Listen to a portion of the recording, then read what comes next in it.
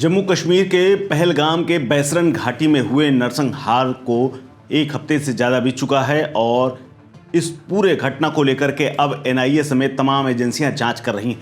लेकिन एनआईए की जांच में एक बड़ा खुलासा हुआ है और ये खुलासा इस बात की तस्दीक करता है कि कैसे पाकिस्तान की आर्मी और उसके आईएसआई के हैंडलरों ने इस पूरी घटना को अंजाम दिया है। इस पूरी घटना में बिना बॉर्डर क्रॉस किए हुए कुछ आतंकवादियों के माध्यम से 26 लोगों का कत्लेआम करा दिया गया। इस घटना ने पूरी दुनिया को झकझोर कर रख दिया और इस निर्मम हत्या में मारे गए 26 पर्यटकों की जान चली गई, जबकि 20 से ज़्यादा घायल हैं। लेकिन इस पूरे मसले को लेकर के एनआईए एक्टिव है और हमले की जांच कर रही एनआईए की ओर से एक जो शुरुआती जांच सामने आई है उसमें बड़ा खुलासा हुआ है। उसमें यह कहा गया है कि पाकिस्तान की गहरी साजिश थी और उसी ने आदेश दिए, तब आतंकवादियों ने इस कत्लेआम को अंजाम दिया है। एनआईए की शुरुआती जांच में चौंकाने वाले खुलासे हुए हैं।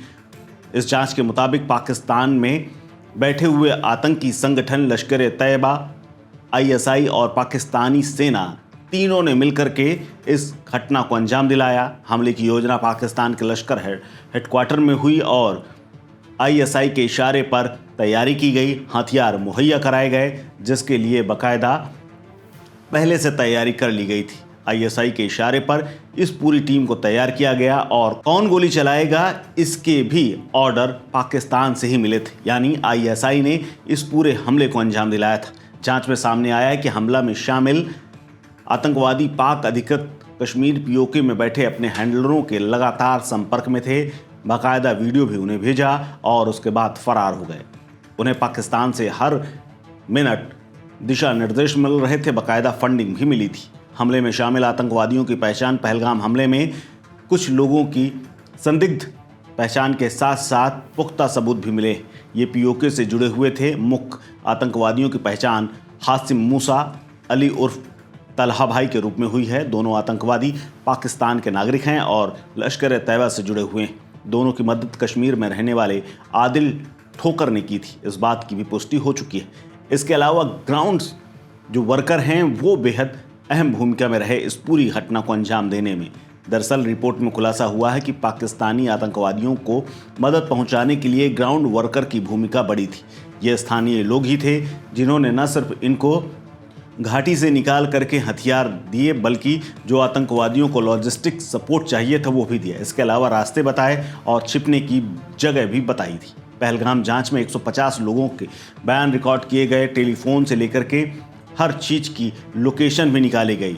ग्राउंड वर्कर्स के संपर्क और सहयोगियों की अब सूची भी तैयार की गई, जिसमें 20 लोगों का नाम सामने आया है, जिसका खुलासा नहीं किया गया है, लेकिन लिस्ट बना ली गई है।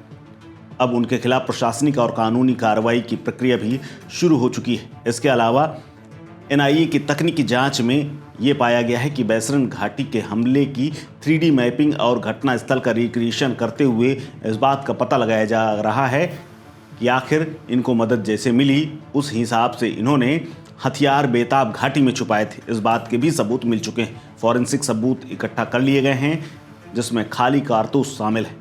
इन सभी कारतूस को फॉरेंसिक साइंस लैब भेजा गया है। एनआईए के महानिदेशक यानी डीजी की अगुवाई में ये पूरी रिपोर्ट तैयार की गई है और वो बैसरन घाटी तक का दौरा कर चुके हैं। ये रिपोर्ट जल्दी केंद्रीय गृह मंत्रालय को सौंप दी जाएगी, जिसके आधार पर पाकिस्तान के खिलाफ अंतर्राष्ट्रीय मंचों पर कार्रवाई की भूमिका तैयार की जाएगी। यूएन और एफएटीएफ जैसे संगठनों में ये सबूत पेश किए जाएंगे, जिसके बाद पाकिस्तान को घेरने का काम अंतर्राष्ट्रीय स्तर पर किया जाएगा। हालांकि इस घटना के बाद लगातार सेना से लेकर के दिल्ली में हाई कमान तक बैठकों का दौर शुरू है और इस बीच बदले के लिए भी एनआईए लगातार काम कर रही है और सेना भी आतंकवादियों को खोजने में लगी हुई। हालांकि एक हफ्ते से ऊपर का वक्त बीत चुका है, लगभग 10 दिन हो चुके हैं और 10 दिन के बाद अभी तक आतंकवादियों का फिलहाल कोई पता नहीं चला है। इस खबर में फिलहाल इतना ही। अपडेट्स के लिए बने रहिए वन इंडिया हिंदी के साथ। नमस्कार।